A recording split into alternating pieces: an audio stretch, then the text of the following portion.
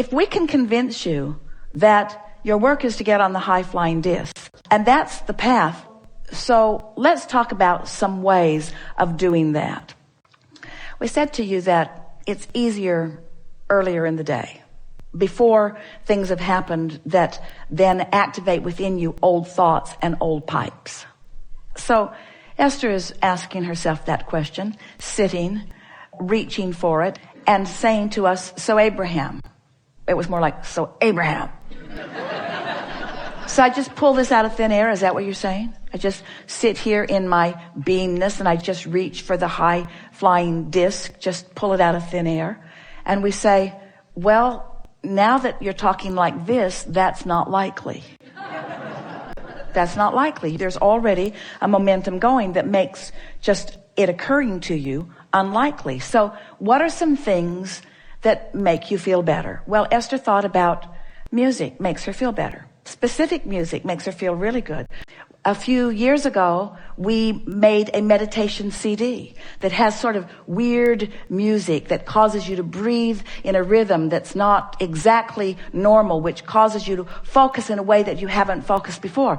That will take you to your high-flying disc because it will distract you from whatever was keeping you from that high-flying disc. Because if you have decided to do it, concentrating on that meditative music, which is different than anything that you've heard before, which causes a rhythm of breathing that is different than you've ever breathed before, it will distract you from whatever was keeping you there, and it will be more likely that your cork will float right to the surface. And then the affirmations, the words that were specifically chosen, that we put onto that recording, expecting that you would be on that high-flying disc, then those words that were spoken on the subject of abundance, there are different categories, but on the subject of abundance, will cause you to be on that place of non-resistance at the same time that you're listening to what the source within you knows about the subject. In other words, these kinds of things cause you to practice that vibration. The process of meditation, where you deliberately just quiet your mind, even if you're not listening to the recording that we've provided, is also a way of going about that.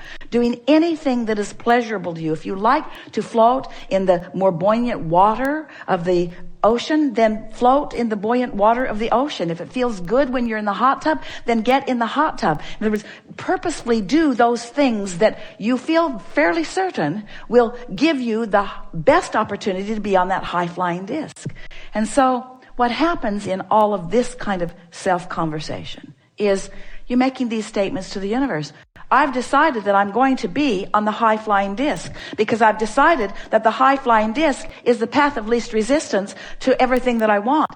And so when you use that determination that you used before to do the only thing that matters, which is to find that vibration, will you find it instantly? Do you find it instantly? Usually not. Even Esther, with all she's heard and all she knows, sometimes efforts a little to get on the disc.